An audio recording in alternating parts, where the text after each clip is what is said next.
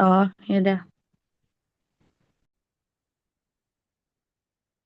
Baik. Assalamualaikum warahmatullahi wabarakatuh. Halo.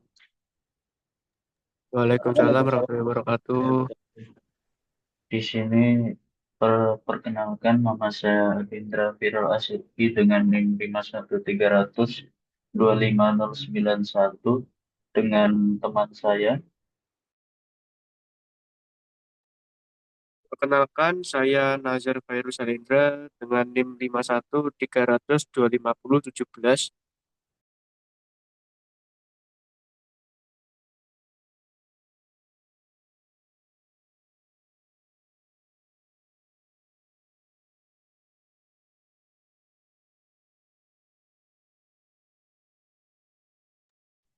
Dan teman saya yang bernama Ambizar Geiza Maulana dengan NIM 51300 25067. Baik, di sini kami akan mempresentasikan mengenai dinding abdomen, aorta abdominalis, dan vena cava serta vena porta. Yang pertama, saya akan membahas tentang dinding abdomen. Perlu kita ketahui bahwa di tubuh kita ini ada tiga kavum atau tiga rongga. Yang pertama ada kavum kranial, lalu yang kedua ada kavum torak, lalu yang ketiga ada kavum abdominal pelvis. Dan kavum abdominal pelvis ini sendiri terbagi menjadi tiga, terbagi menjadi dua, ini kavum abdomen dan kavum pelvis. Kavum abdomen sering juga disebut dengan rongga perut. Ini berisi traktus gastrointestinal atau saluran pencernaan, dan juga traktus urinari atau saluran ekskresi.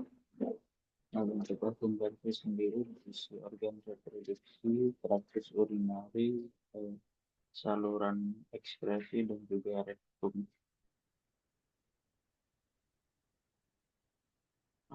Untuk pembagian regio abdomen sendiri bisa dibagi menjadi 9 atau 4.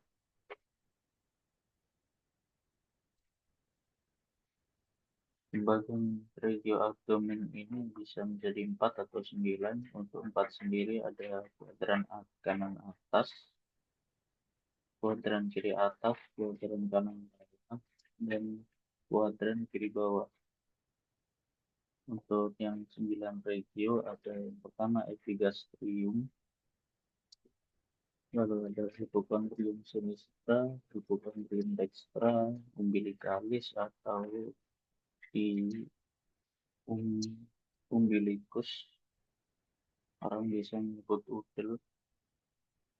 Lalu ada lumbalis sinistra, lumbalis dextra, lalu ada hipogastrium atau suprapubis di atas tulang kemaluan. Lalu ada inguinal dextra atau iliaca dextra. Lalu ada inguinal sinistra atau iliaca sinistra. Lalu selanjutnya kita akan bahas mengenai dinding abdomen, dinding ventrolateral abdomen atau depan hingga ke samping. Dinding ini terdiri dari 6 lapis. Yang pertama kutis atau kulit, jadi lapisan yang paling terluar. Lalu di bawahnya ada subkutan, biasa disebut fascia camper dan fascia scarpa. Lalu di bawahnya lagi ada jaringan otot atau muskulatur. Di bagian lateral ada eh, musculus obliquus abdominis externus, musculus abdominis internus dan musculus transversus abdominis. Sementara untuk bagian ventral ada di bagian depan tengah itu ada musculus rectus abdominis dan pyramidalis. Di bawahnya lagi terdapat fascia transversa abdominis, lalu jaringan preperitoneal dan peritoneum parietal.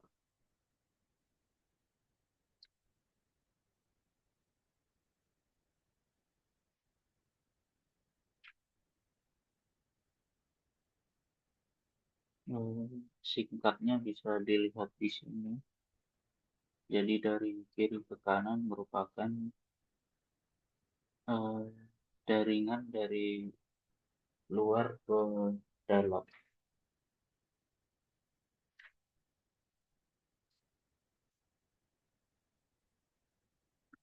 Lalu di sini kita bahas tentang ototnya terlebih dahulu.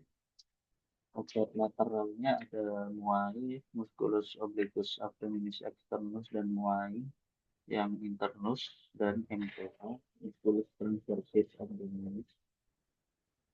Setiap musculus ini memiliki aponeurosis. Aponeurosis itu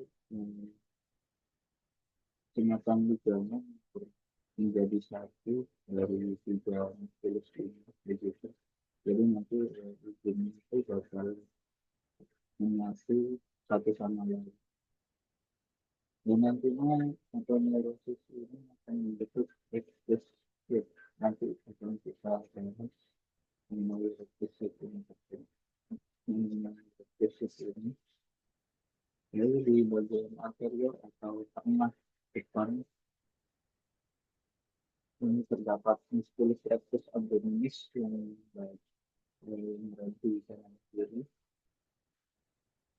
Lalu ada jenis tulang balus di bagian agak ke bawah sedikit. Dan ini hanya sebagai aksesoris.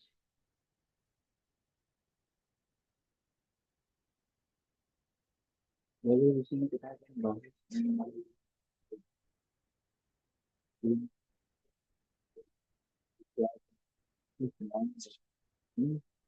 ini dan important. Jadi aponeurosis atau gabungan tendon atau ligamen dari ketiga otot ini akan menyatu dan membentuk sebuah garis atau lima yang berwarna putih di tengah. Bisa seperti yang bisa kita lihat di bagian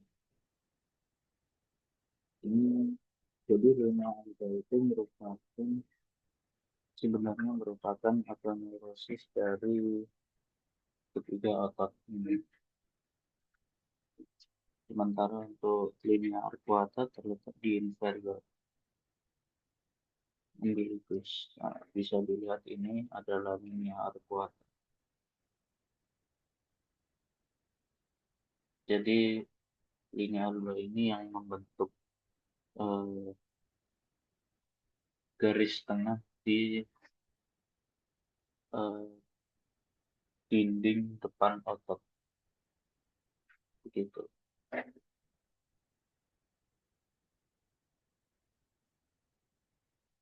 Nah, selanjutnya kita akan bahas mengenai rectus yang mana di bagian lamina anteriornya 2/3 atas itu merupakan aponeurosis dari muai dan muai. Sementara sepertiga bawahnya itu aponeurosis ketiga otot yang tadi muai dan MTA. Lalu untuk lamina sementara untuk lamina posteriornya itu 2/3 atas itu dominan aponeurosis dari otot muai dan MTA. Akan tetapi di bagian bawahnya itu tidak ada aponeurosis sama sekali. Gitu. seperti ini gambarannya untuk rectus sheet. Nanti rectus sheet ini akan berisi, nama isinya adalah vagina musculi recti. Vagina adalah artinya adalah lubang, musculi recti berarti yang berisi musculus rectus. Seperti ini, musculus rectus dan musculus pyramidalis akan mengisi lubang atau vagina dari musculi recti. Dan selain itu, selain musculus rectus dan pyramidalis, ada juga arteri epigastrika superior dan arteri epigastrika inferior yang akan memvaskularisasi usus, ya, yang akan memvaskularisasi lambung, karena dari namanya juga epigastrika, gastro artinya lambung, terus dari kata gastro yang artinya lambung, lalu lanjut kita akan selanjutnya kita akan membahas lapisan yang lebih dalam, yakni lapisan peritoneum parietal, lapisan paling bawah sebelum masuk ke organ, begitu. Di peritoneum parietal ini terdapat beberapa lipatan yang di highlight begitu. Yang pertama ada plica umbilicalis mediana. Ini sebenarnya adalah chorda urachus, bagian dari vesika urinaria yang telah obliterasi atau apa istilahnya, terputus. Karena plica umbilicalis ini merupakan saluran, dulunya adalah saluran vena yang menyuplai darah dari bayi, yang menerima darah dari janin atau bayi dalam kandungan ke tubuh ibunya gitu. Lalu selanjutnya ada plica umbilicalis medialis, isinya chorda arteri umbilicalis. Kalau yang umbilicalis mediana tadi berisi chorda urachus atau vesika urinaria, saluran apa ya? Saluran urin dari bayi. Plica umbilicalis medialis ini berisi arterinya. Lalu untuk selanjutnya ada plica umbilicalis lateralis, isinya vasa epigastrika. Jadi ada saluran pembuluh darah di situ. Lalu ada ligamen teres ini merupakan vena umbilicalis yang telah tidak berfungsi lagi karena sudah tidak ada janin begitu. Jadi saat mengandung, arteri umbilicalis, vena umbilicalis, dan chorda urachus ini saluran yang membantu janin dalam kandungan agar tetap tervaskularisasi dengan baik. Lalu selanjutnya ada trigonum Hasselbalch. Ini biasanya terdapat ada gejala klinis yang bernama hernia inguinalis. Nanti kita akan bahas.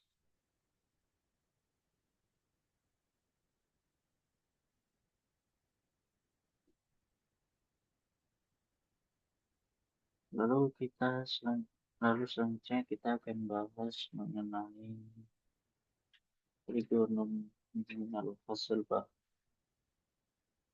batas lateralnya ada fasa epigastrika inferior.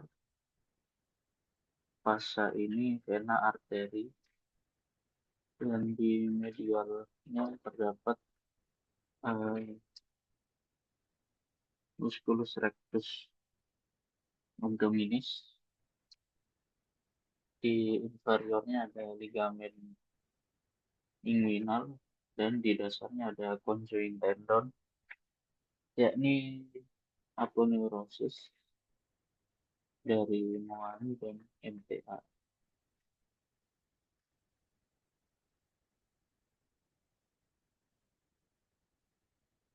Lalu di bawahnya itu ada canalis inguinalis. Canalis inguinalis batas-batasnya di superior ada annulus inguinal lateral, profundus internus preperitonealis, lalu di inferiornya ada ligamentum inguinalis, di medialnya ada annulus inguinalis medial, superficialis, externus, dan subcutaneus. Di dorsalnya ada MTA, transversus abdominis, fascia transversa abdomen, dan conjoint tendon. Ini isinya funiculus spermaticus pada laki-laki dan ligamen teres uteri pada wanita, serta ada nervus yang melewatinya, yakni nervus ilioinguinalis.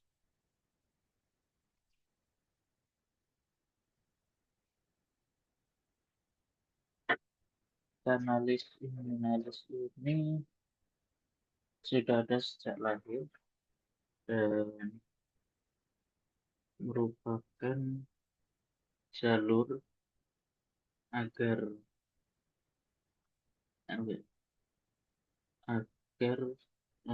funiculus spermaticus ini yang awalnya di dinding posterior dari abdomen turun begitu. Jadi ini merupakan jalan agar funiculus spermaticus ini bisa lewat menembus canalis inguinalis dan bentuk funiculus spermaticus. Nanti di funiculus spermaticus ini berisi ductus efferent, saluran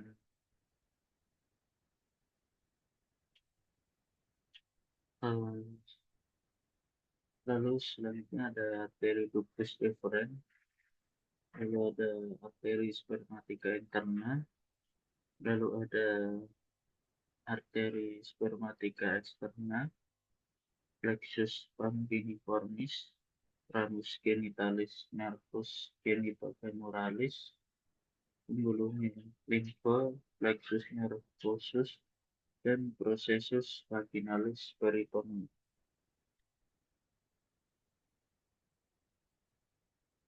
Ini adalah gambaran dari penyakit hernia inguinalis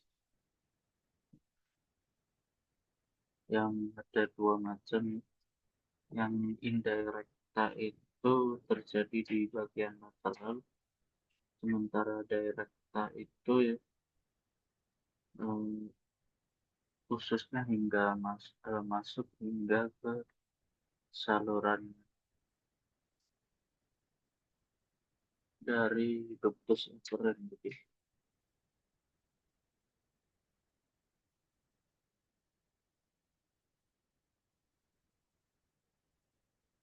Ini ada beberapa macam hernia. Yang pertama ada umbilical hernia, lalu ada linea alba hernia, terjadi di linea alba.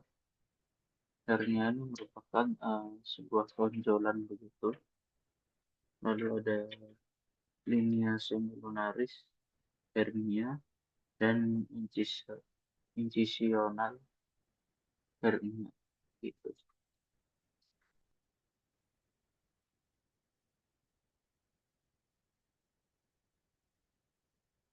Lalu kita selanjutnya kita akan masuk ke dinding posterior. Di dinding posterior abdomen ini terdapat musculus quadratus lumborum, corpus vertebra lumbalis 1 hingga 5, musculus psoas major dan minor, crus diafragma dextra sinistra, dan juga diafragma atau pharyngeus.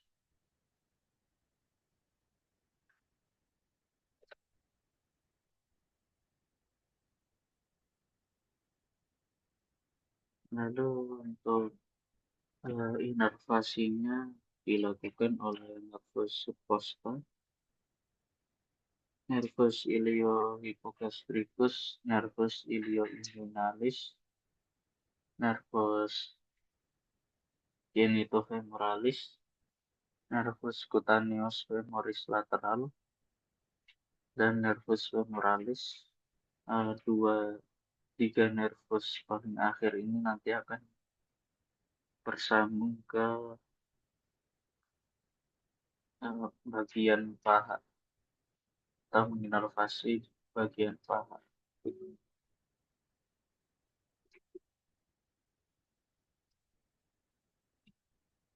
Lalu yang terakhir kita akan bahas tentang peritoneum. Ada dua lapisan, yakni parietal dan visceral. Parietal ini yang nempel di dinding abdomen dan diafragma. Sementara yang visceral ini melekat pada organ. Fungsinya menahan organ pada tempatnya, tempat penyimpanan lemak, dan tempat masuknya vasa dan nervus menuju organ.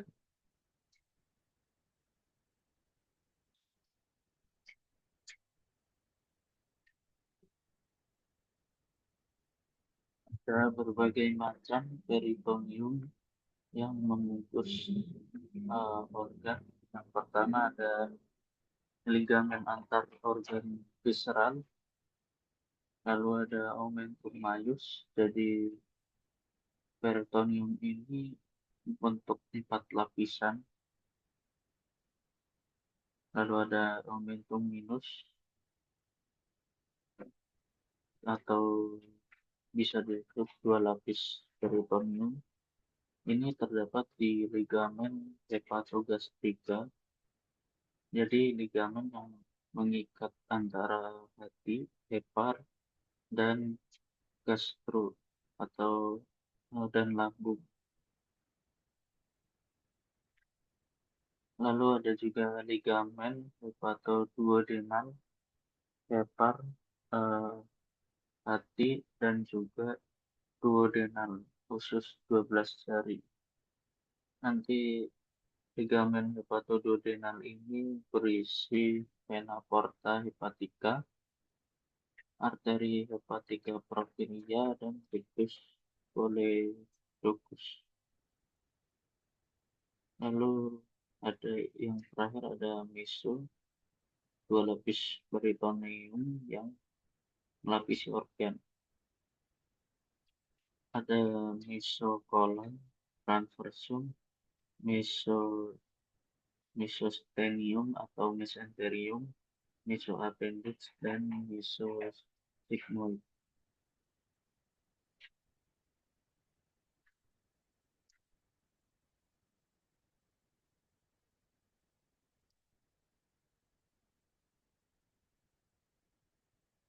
Seperti ini.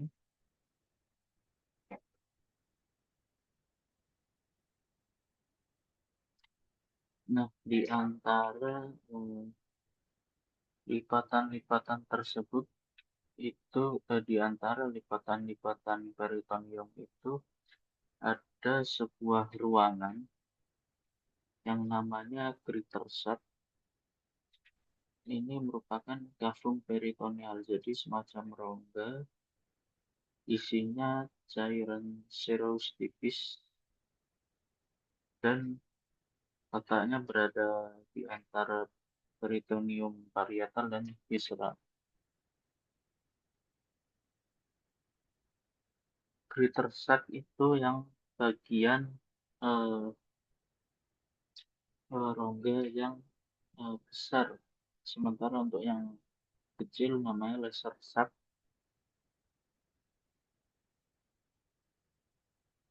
Batas anteriornya dibatasi oleh gaster, omentum maius, dan minus. Di posterior ada pankreas, di inferior ada mesokolon, transversum, dan kolon transversum.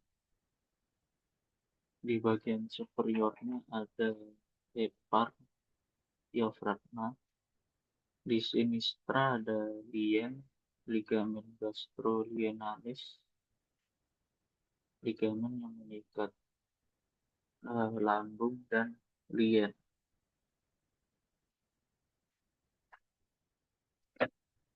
Lalu di bagian dekstra ada foramen epiploidum hinslow.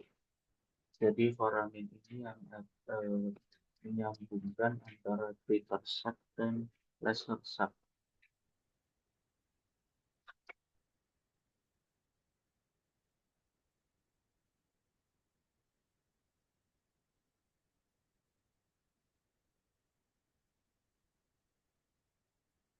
Ini dia sac atau ruangan yang atau cavum peritoneum. Itu sebuah ruangan yang berisi cairan pipih. Batasnya ada ventral, gaster, omentum minor dan minus dan maius. Di caudal ada kolon, mesokolon, dan mesokolon transversum. Bagian atas atau superior ada hepar, diafragma, dorsal ada pankreas. Sinistra ada lien dan ligamen gastrolienalis, dan di dekstra ada foramen Winslow. Foramen Winslow sendiri dibatasi di bagian ventral atau anterior oleh ligamen hepatoduodenal atau omentum minus. Di bagian caudal atau poste itu dibatasi oleh duodenum cranium. Lalu di bagian superior ada hepar lobus caudatus, dan di dorsal atau di poste ada vena cava inferior.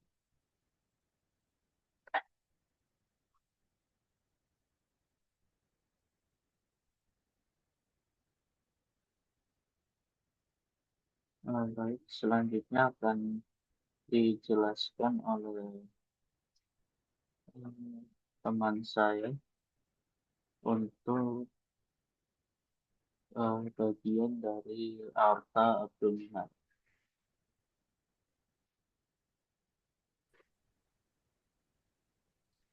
Sebelum itu, apakah ada yang ingin ditanyakan dari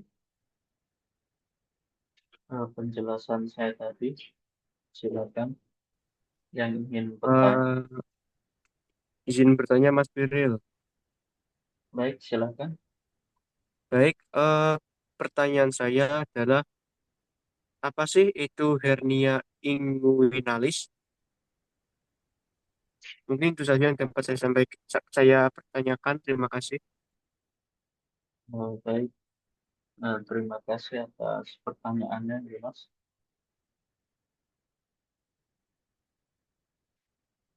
Izinkan saya untuk mencari jawabannya terlebih dahulu. Oke, monggo.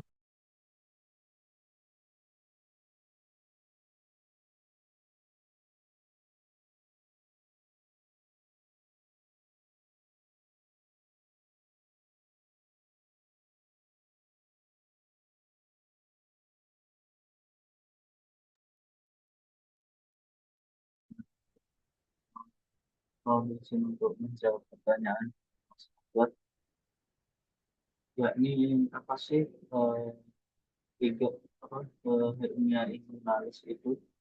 Jadi hernia inguinalis itu kayak sebuah kondisi ketika ada jaringan tubuh atau organ tubuh ya seperti usus atau lemak atau apa itu menonjol melalui robekan, entah itu di dinding perut, entah itu di bagian linea alba, entah itu di bagian bibir, umbilicus, entah itu di area lipat paha, dan jaringan tersebut masuk atau eh, menonjol gitu. Sehingga menyebabkan rasa yang tidak nyaman dan juga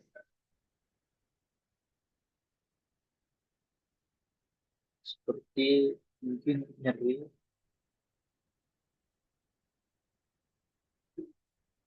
dan lama-lama seperti ini. Jadi nanti ususnya itu akan turun ke istilahnya kantong atau skrotum, kantong zakar atau skrotum. Dan hernia ini dibagi menjadi dua, ya, yang indirect dan direct. Untuk yang indirect sendiri, eh, ini merupakan kelainan bawaan yang mana eh, saluran atau kanalis inguinalis ini seharusnya menutup. Jadi ini seharusnya menutup dan tidak, oke, tidak menutup itu. Tapi ini karena terjadi kelainan, maka kanalis inguinalis ini tetap terbuka dan menyebabkan ususnya turun. Lalu untuk selanjutnya ada hernia inguinalis rektal. Jadi ini mungkin karena kebiasaan atau kelemahan otot dinding perut yang menahan dari ususnya. Biasanya karena penuaan atau tekanan berlebihan. Jadi bukan eh, kelainan bawaan seperti itu. Dan faktanya pada lapangan kasus hernia yang seperti ini 75 hingga 80% terjadi dan lebih sering dialami oleh pria karena yang eh,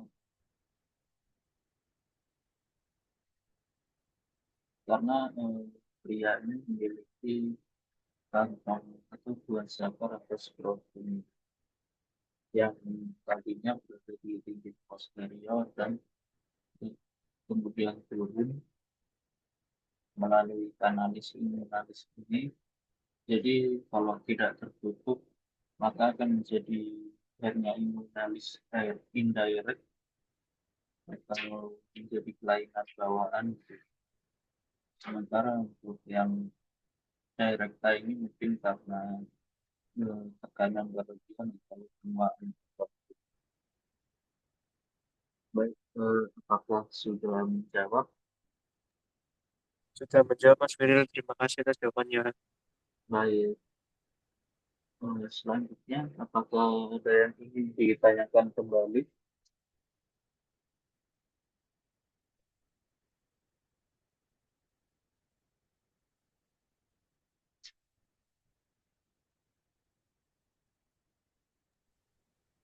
Em, saya boleh bertanya.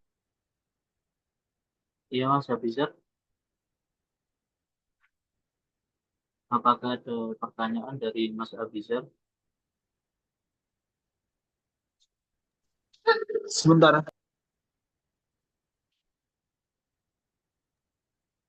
apa yang dimaksud dengan Pagornis point dan mengapa titik ini penting dalam diagnosis klinis? Ya, itu Nah, baik. Sini saya untuk cari jawabannya terlebih dahulu.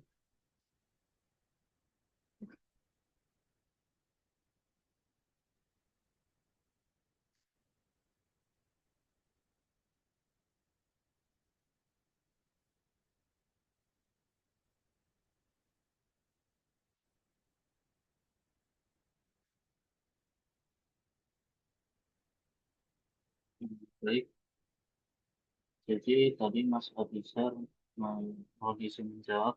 Jadi tadi Mas Abizar bertanya mengenai Gordon's point dan mengapa titik ini penting begitu, gitu.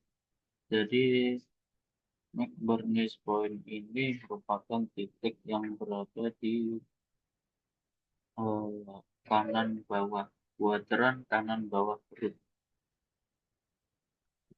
Karena di tempat tersebut terdapat yang namanya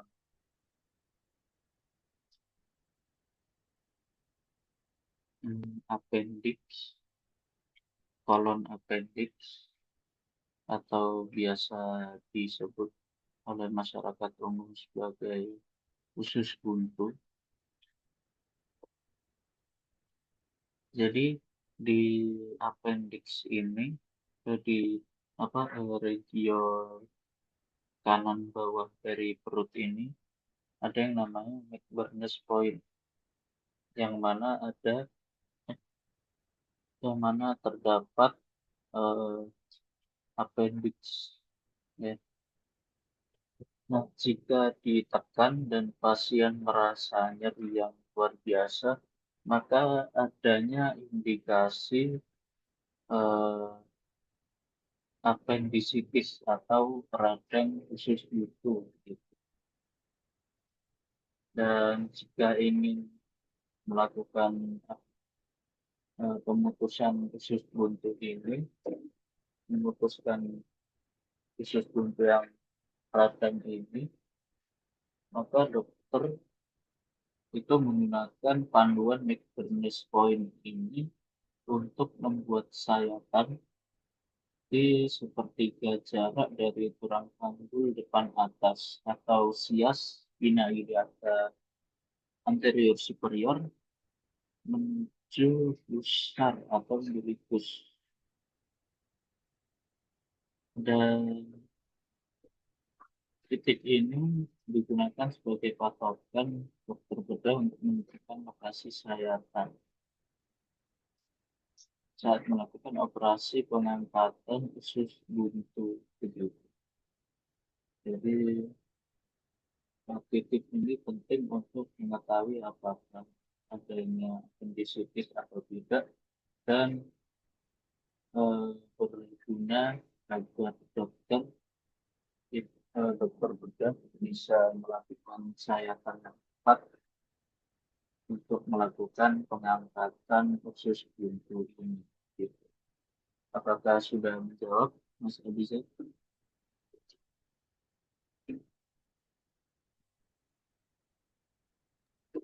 baik, sudah menjawab. Terima kasih banyak. Baik, terima kasih untuk pertanyaan ini. Lalu selanjutnya akan dilanjutkan oleh teman saya, Nazar Virus, yang akan menjelaskan mengenai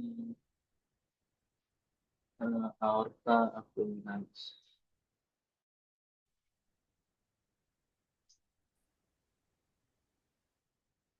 Baik, perkenalkan saya Nazar Fairuz Helendra dengan NIM 513002517, dan di sini pada kesempatan kali ini saya akan menjelaskan tentang aorta abdominalis. Baik, aorta abdominalis mulai dari hiatus aorticus pada PT 12 berakhir pada PL4 dan bercabang menjadi arteri iliaca, communis, sinistra, dan dextra. Dan terletak ventral, columna vertebralis, pars lumbalis, sebelah kiri garis median, dan vena cava inferior. Baik, selanjutnya adalah cabang-cabang aorta abdominalis. Seperti gambar di samping, yang pertama cabang parietal.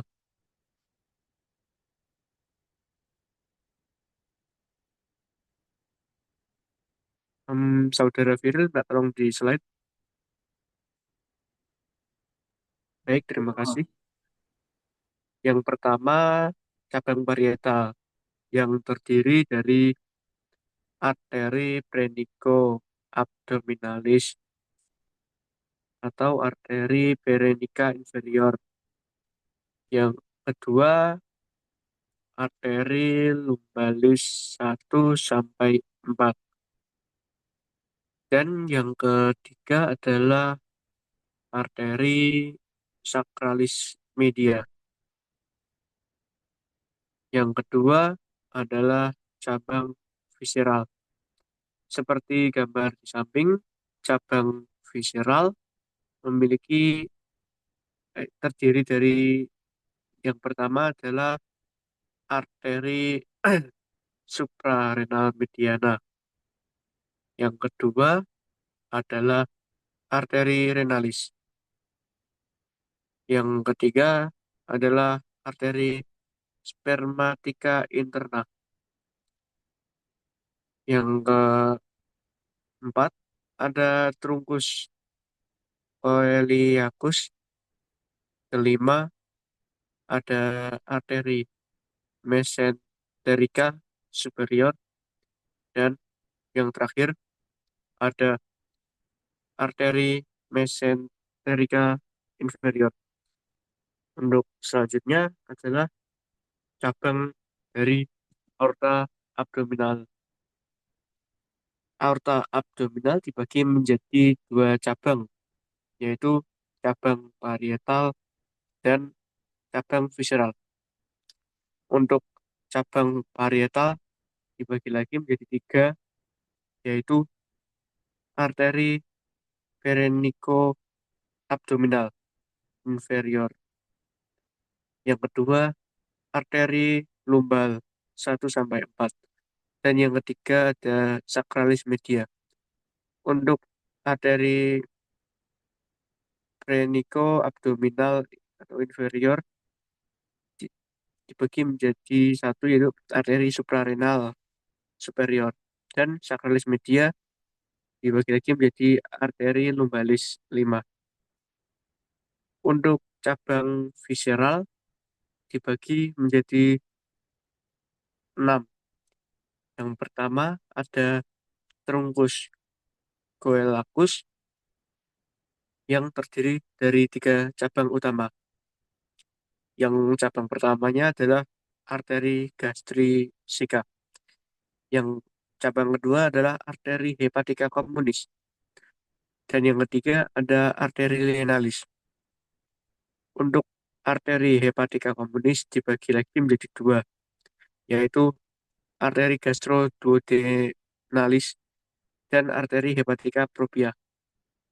Untuk arteri gastroduodenalis dibagi lagi menjadi 2, yaitu arteri gastroomenalis dan arteri pancreatico-duodenalis superior. Untuk arteri hepatica propria dibagi menjadi 3. Yang pertama adalah arteri gastrisica. Yang kedua, arteri hepatica superior. Dan yang ketiga ada arteri hepatica. Ya, dan diteruskan ke arteri sistika. Untuk dari cabang visceral telah saya sebutkan untuk trunkus coeliacus. Selanjutnya ada suprarenal media. Kemudian arteri renalis yang dibagi menjadi arteri suprarenal inferior. Selanjutnya untuk cabang visceral ada arteri gonadal yang dibagi menjadi dua, yaitu arteri tesikular dan arteri ovarika. Untuk cabang visceral, setelah arteri gonadal terdapat arteri mesenterica superior yang memiliki 6 cabang, di mana cabang-cabang tersebut terdapat arteri pankreatikoduodenal inferior. Yang kedua ada arteri jejunalis. Yang ketiga ada arteri ilealis. Yang keempat ada arteri ileokakealis. Yang keempat ada arteri kolika. Maaf, kelima ada arteri kolika dan keenam ada arteri kolika media. Selanjutnya untuk cabang visceral yang terakhir terdapat arteri mesenterica inferior. Yang mana arteri mesenterica inferior dibagi menjadi tiga. Yang pertama adalah arteri kolika superior. Yang kedua ada arteri sigmoidea. Dan yang ketiga terdapat arteri rectalis superior. Kemudian dilanjutkan ke arteri hemorrhoidalis superior.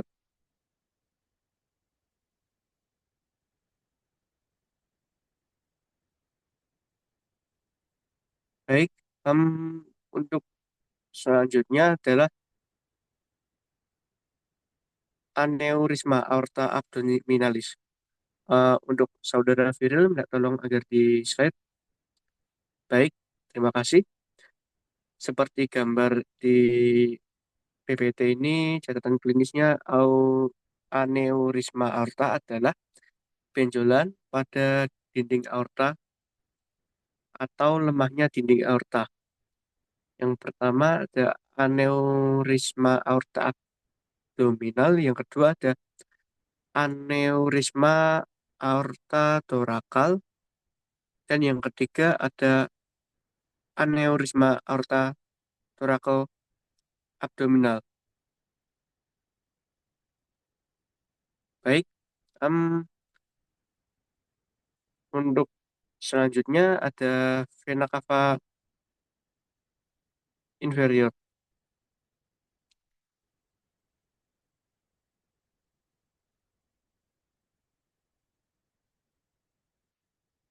Baik, sebelumnya saya minta maaf atas penjelasan saya. Tadi saya hanya menjelaskan tentang aorta abdominalis. Untuk vena cava inferior akan dijelaskan oleh teman saya, dan saya akan menjelaskan kembali atau menjelaskan ulang dari awal tentang aorta abdominalis.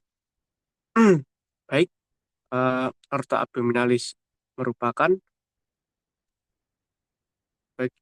bagian dari pembuluh darah arteri terbesar di dalam tubuh manusia yang berfungsi sebagai jalur utama distribusi darah beroksigen ke seluruh organ di rongga abdomen, pelvis, serta ekstremitas bawah.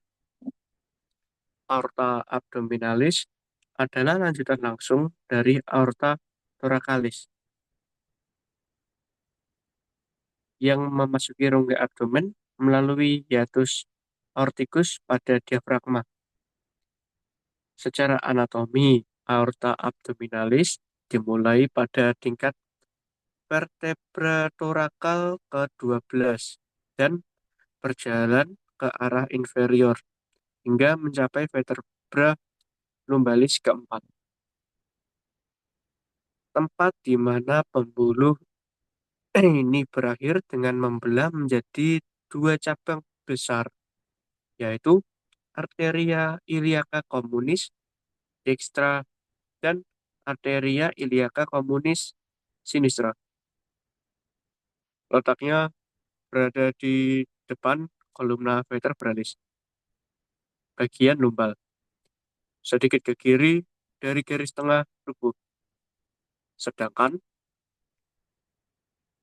vena cava inferior terletak di sebelah kanan aorta abdominalis.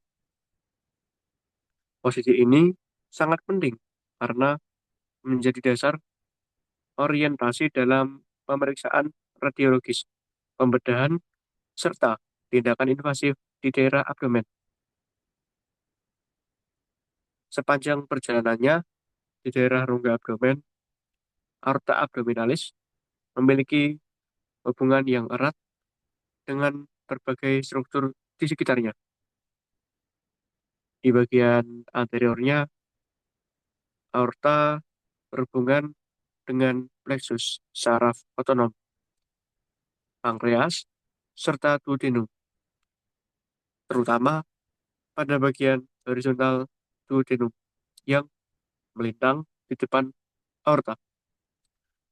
Di bagian posterior, aorta abdominalis menempel dekat dengan corpus vertebra lumbalis dan ligamentum longitudinale anterior. Sedangkan di sisi lateralnya terdapat hubungan dengan ginjal, ureter, serta struktur saraf simpatis. Hubungan anatomi ini menjelaskan mengapa pembesaran organ tumor atau proses patologis tertentu di daerah abdomen dapat memberikan tekanan pada aorta dan memengaruhi aliran darah ke organ-organ yang disuplai olehnya. Cabang-cabang aorta abdominalis secara umum dibagi menjadi dua kelompok besar, yaitu cabang parietal dan cabang visceral. Cabang parietal berfungsi untuk menyuplai dinding tubuh dan struktur muskuloskeletal di sekitarnya. Sedangkan cabang visceral bertugas menyalurkan darah ke organ-organ dalam rongga abdomen. Cabang parietal yang pertama adalah arteria brevica inferior dextra dan sinistra yang menyuplai diafragma dan memberikan cabang ke kelenjar suprarenalis di bagian atas. Selain itu, terdapat 4 pasang arteria lumbalis yang muncul dari sisi posterior aorta dan berjalan ke arah lateral untuk menyuplai otot-otot dinding posterior abdomen, medula spinalis, serta kulit daerah pinggang. Di bawah paling inferior terdapat arteria sacralis media yang berjalan ke bawah di depan sakrum dan berperan dalam menyuplai struktur tulang dan jaringan lunak di daerah sakrum dan pelvis posterior. Cabang visceral aorta abdominalis merupakan bagian yang sangat penting karena menyuplai organ-organ vital sistem pencernaan dan sistem urogenital.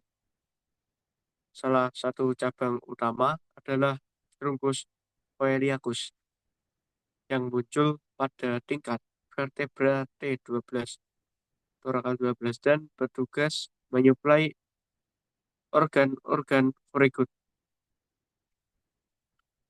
Truncus coeliacus bercabang menjadi 3 arteri utama, yaitu arteria gastrica sinistra, arteria hepatica communis, dan arteria lienalis. Melalui cabang-cabang ini, darah dialirkan ke lambung, hati, limpa, pankreas, serta duodenum bagian proksimal. Kerusakan atau gangguan aliran darah pada trunkus coeliacus dapat menyebabkan gangguan serius pada fungsi pencernaan bagian atas. Di bawah trunkus coeliacus terdapat arteria mesenterica superior membentuk jejaring pembuluh darah yang luas di dalam mesenterium sehingga memungkinkan proses absorpsi nutrisi berlangsung secara optimal. Anastomosis antar cabang arteri ini juga berperan sebagai jalur kolateral bila terjadi sumbatan pada salah satu pembuluh. Lebih inferior lagi, pada tingkat vertebra L3, tumbal 3 terdapat arteria mesenterica inferior yang menyuplai organ-organ dingdut. Arteri ini bertanggung jawab atas suplai darah ke colon descendens, kolon sigmoid, serta rektum bagian atas melalui cabang-cabangnya, yaitu arteria colica sinistra, arteriae sigmoidae, dan arteria rectalis superior. Peran arteria mesenterica inferior sangat penting dalam mempertahankan fungsi usus besar, khususnya dalam proses penyerapan air dan pembentukan feses. Selain cabang-cabang tersebut, aorta abdominalis juga memberikan cabang visceral lain, seperti arteria renalis kanan dan kiri, yang memiliki diameter besar dan secara langsung menyuplai ginjal. Gangguan pada arteri ini dapat menyebabkan masalah serius seperti hipertensi renovaskular. Aorta juga memberikan arteria suprarenalis media yang menyuplai kelenjar adrenal, serta arteria gonadalis yang pada laki-laki disebut arteria testicularis dan pada perempuan disebut arteria ovarica yang berperan penting dalam fungsi reproduksi. Secara klinis, aorta abdominalis memiliki peran yang sangat penting karena merupakan lokasi yang sering mengalami aneurisma, yaitu pelebaran abnormal dinding pembuluh akibat kelemahan struktur dinding aorta. Aneurisma aorta abdominalis paling sering terjadi di bagian bawah arteria renalis dan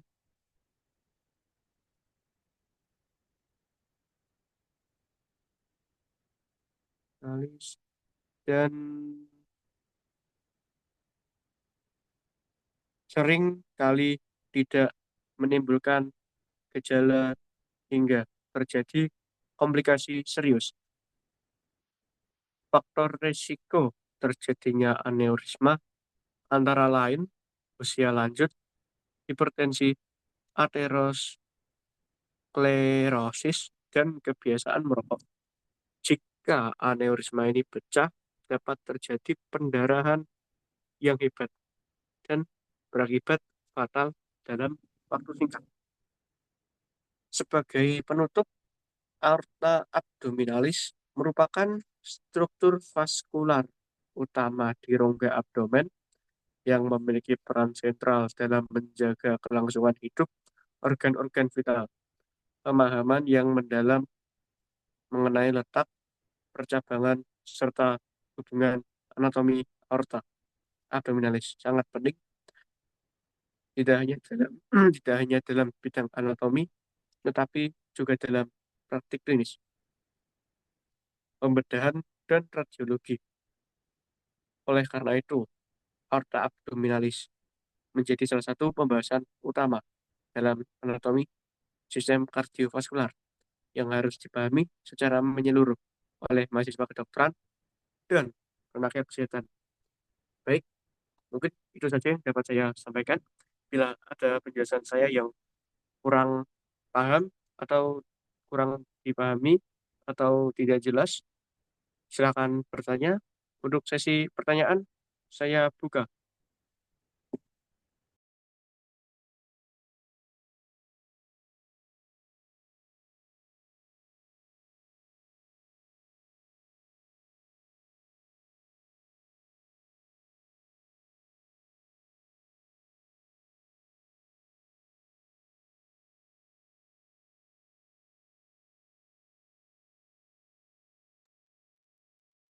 Baik, mohon izin untuk bertanya, Mas Nazar.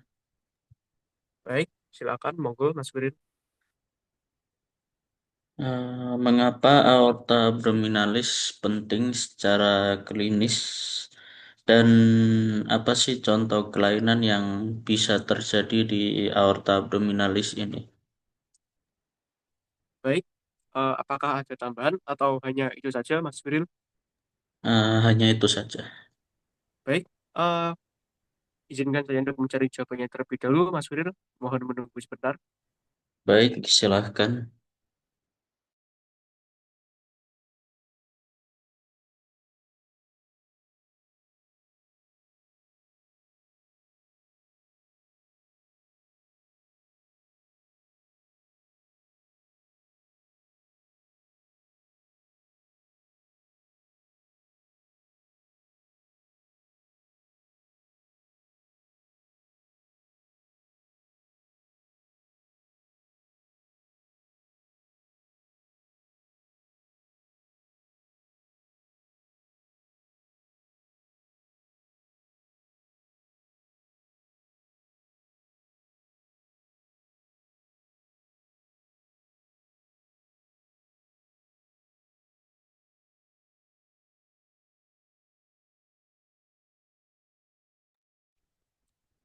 Baik, izin menjawab pertanyaan Mas Wiril.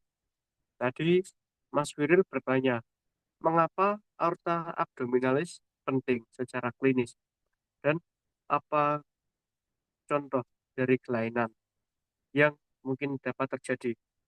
Baik, di sini saya akan menjawab pertanyaan tersebut.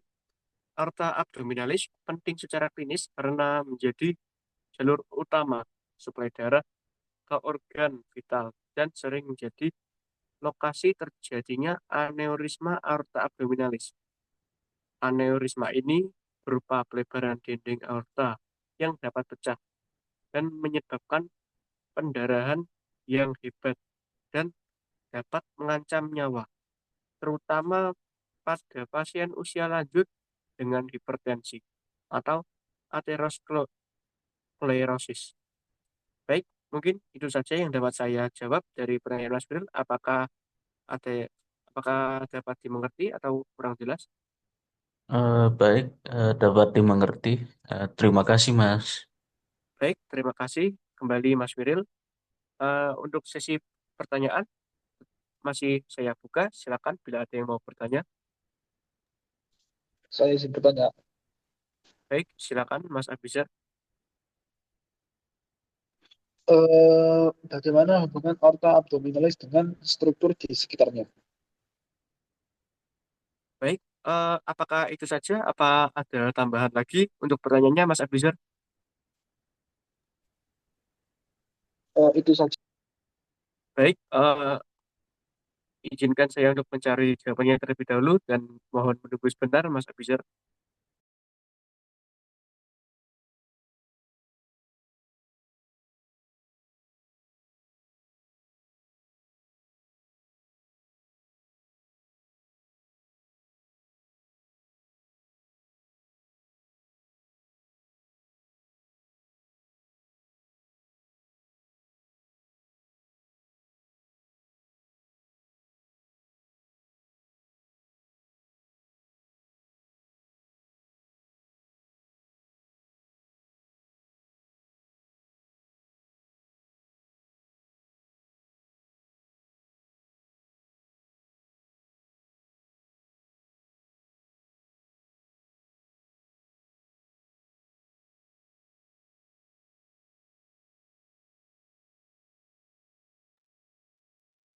Baik, izinkan saya menjawab dari pertanyaan Mas Abizar tadi.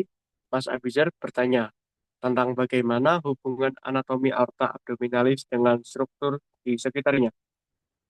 Aorta abdominalis terletak di bagian kolumna vertebralis lumbalis dan sedikit ke kiri dari garis tengah tubuh. Di bagian kanannya terdapat vena cava inferior, sedangkan di bagian anteriornya berhubungan dengan pankreas, duodenum, dan plexus saraf otonom, sehingga perubahan pada organ-organ tersebut dapat memengaruhi aliran darah dari aorta. Baik, mungkin itu saja yang dapat saya jawab dari pertanyaannya Mas Abizar. Apakah dapat dimengerti atau ada yang kurang paham, Mas Abizar? Baik, dapat dimengerti. Baik, terima kasih setelah bertanya Mas Abizar. Untuk sesi tanya jawabnya masih saya buka. Bila ada yang ingin bertanya lagi, dipersilakan.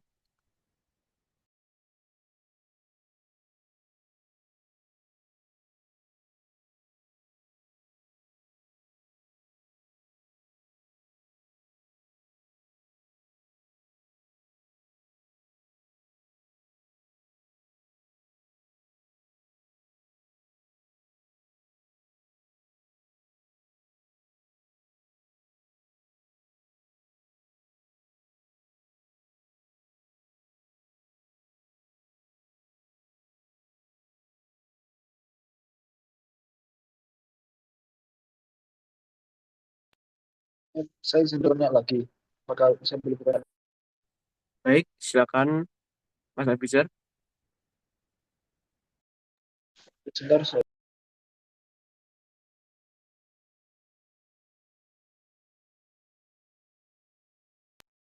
sebutkan dan jelaskan tiga cabang visceral utama aorta abdominalis. Baik, apakah itu saja pertanyaannya Mas Abizar? Apakah ada tambahan lagi? Itu saja. Baik, terima kasih telah bertanya. Izinkan saya untuk menjawab, izinkan saya untuk mencari jawabannya terlebih dahulu, Mas Abizar. Tolong ditunggu sebentar.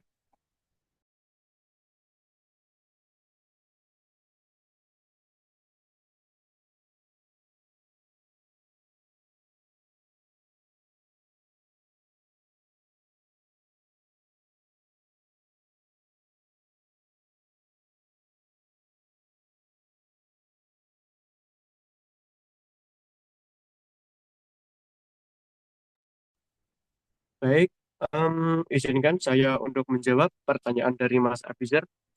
Tadi Mas Abizar bertanya, sebutkan dan jelaskan tiga cabang visceral utama aorta abdominalis. Baik, di sini tiga cabang visceral utama aorta abdominalis adalah bronchus coeliacus yang menyuplai organ koregut seperti lambung dan hati, arteria mesenterica superior yang menyuplai organ midgut seperti usus halus dan kolon bagian awal, serta arteria mesenterica inferior yang menyuplai organ hindgut seperti kolon bagian distal dan rektum bagian atas. Baik, mungkin itu saja yang dapat saya jawab dari pertanyaan Mas Abizar. Apakah ada yang kurang jelas atau kurang puas? Itu saja. Baik, terima kasih. Baik, terima kasih kembali Mas Abizar telah bertanya. Baik, sesi pertanyaan akan saya tutup dikarenakan waktu saya sudah cukup di sini. Bila saya ada salah kata, percakapan, atau perbuatan yang tidak mengenakan, saya mohon maaf sebesar-besarnya. Dan saya berterima kasih banyak kepada Mas Abizar dan Mas Adrendra Viril dan audiens sekalian. Terima kasih atas waktunya. Jazakumullah khairan kasiron. Assalamualaikum warahmatullahi wabarakatuh. Waalaikumsalam warahmatullahi wabarakatuh.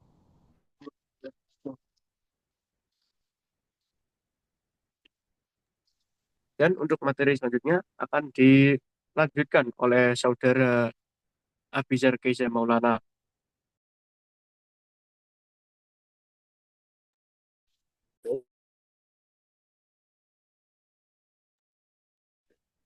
Baik, perkenalkan nama saya Abizar Riza Maulana dan saya akan menjelaskan tentang vena cava vena.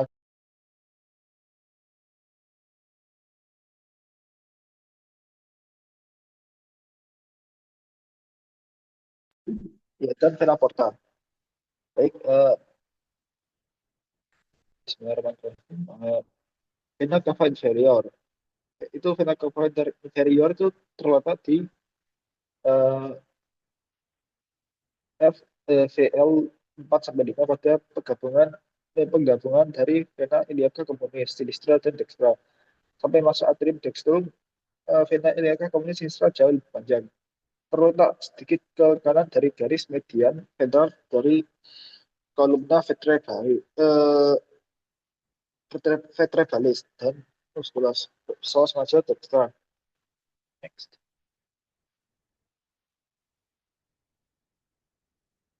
Vena cava inferior menerima aliran darah dari A. Cabang varietalis, vena vena venica inferior D, dextra dan sinistra, dan V. lumbales.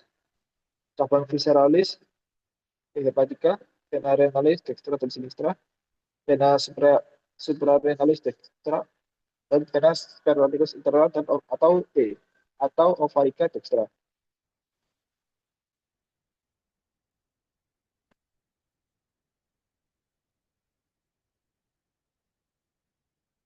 Baik, seperti kabar yang di samping itu, catatan klinis sindrom vena cava inferior adalah komplikasi gejala yang dihasilkan dari obstruksi vena cava inferior disebabkan oleh kompresi patologis, trombosis dalam vena itu sendiri, atau akibat kompresi janin di rahim, atau ya di trisester 3.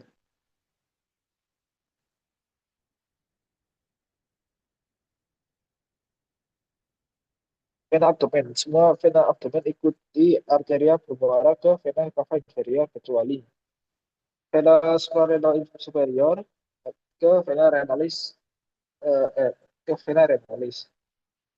Vena testiculothoracika, vena sacralis media ke vena iliosa communis, vena porta hepatica ke hepar, vena ke V hepatica dan ke vena inferior.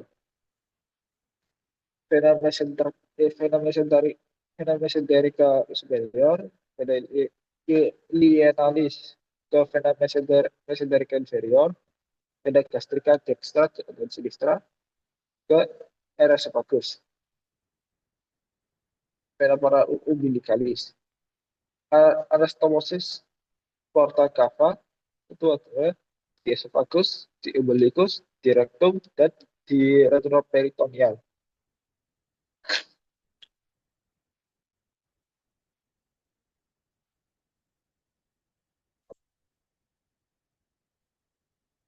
Um, Next. Baik, sirotis hepatis.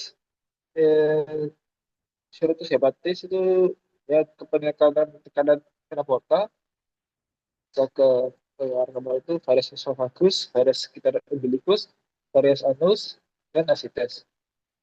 Varias esophagus itu bisa ke hematemesis dan melena. Varias sekitar umbilicus bisa ke cabut medusa.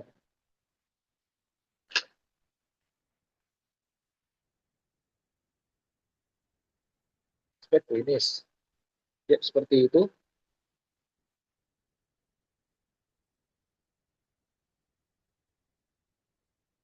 Um, Baik, itu adalah untuk Venetava.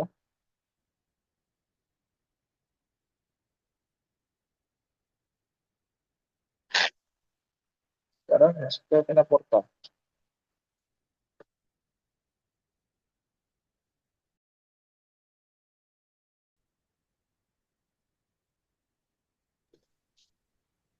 Baik, Ya, itu saja untuk vena cava. Sesi tanya jawab akan saya buka sekarang.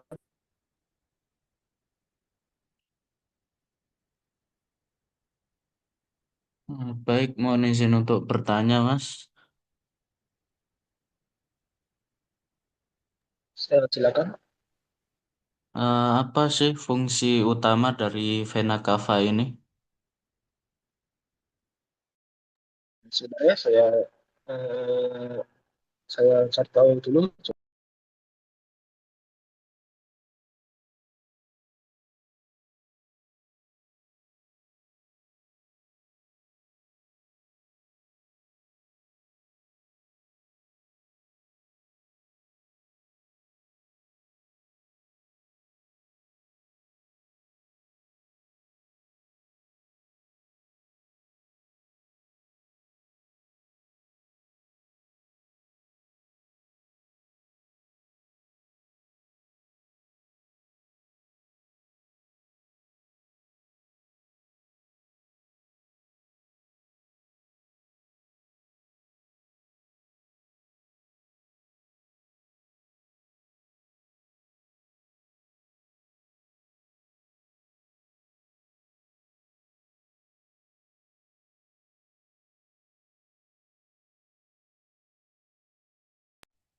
Baik, akan saya jawab sekarang. Eh, Ntar. tadi pertanyaan itu tadi pertanyaan Mas Vero itu apa fungsi utama dari vena cava? Iya, betul. Iya, betul, Mas. Eh, fungsi utamanya itu adalah untuk mengembalikan darah dioksigenasi dari seluruh tubuh ke serambi kanan jantung.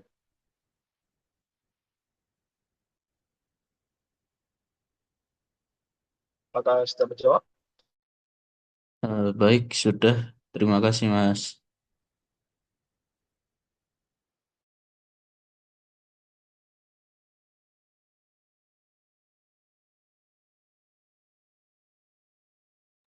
Sesi tanya jawab masih dibuka. Untuk satu pertanyaan lagi. Baik, izin bertanya Mas Abizar. Baik, pertanyaan saya adalah Ya, vena cava inferior bertanggung jawab untuk mengangkut darah dari bagian tubuh bagian mana? Saya,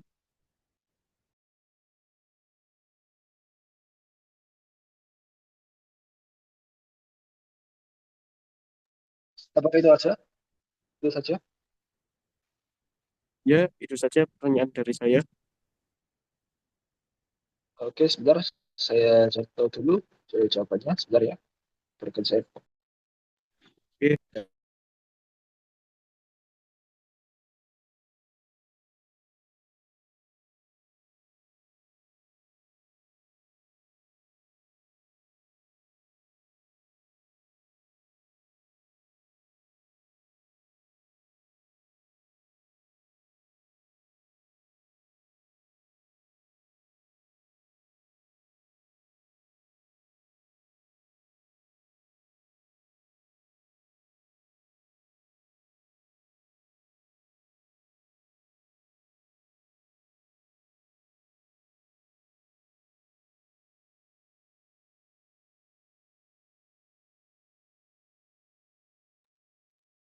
Baik, pertanyaannya akan saya jawab sekarang.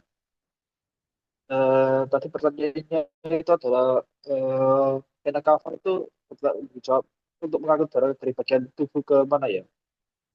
Dari bagian tubuh mana ya?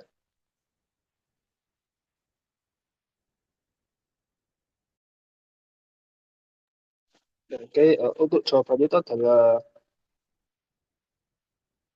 bagian tubuh yang terletak di bawah tingkat diafragma. Apakah sudah menjawab?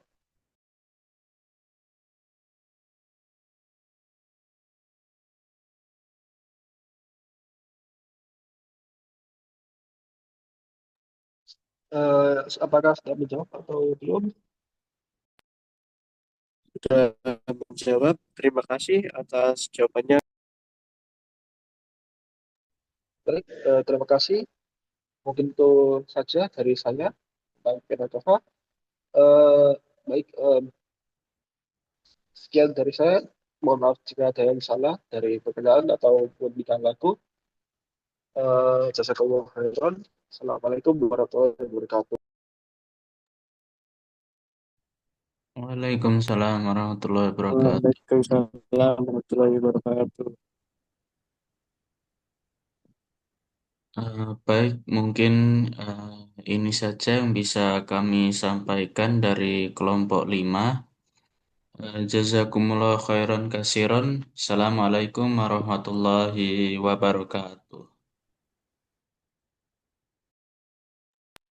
Waalaikumsalam Waalaikumsalam warahmatullahi wabarakatuh. warahmatullahi wabarakatuh.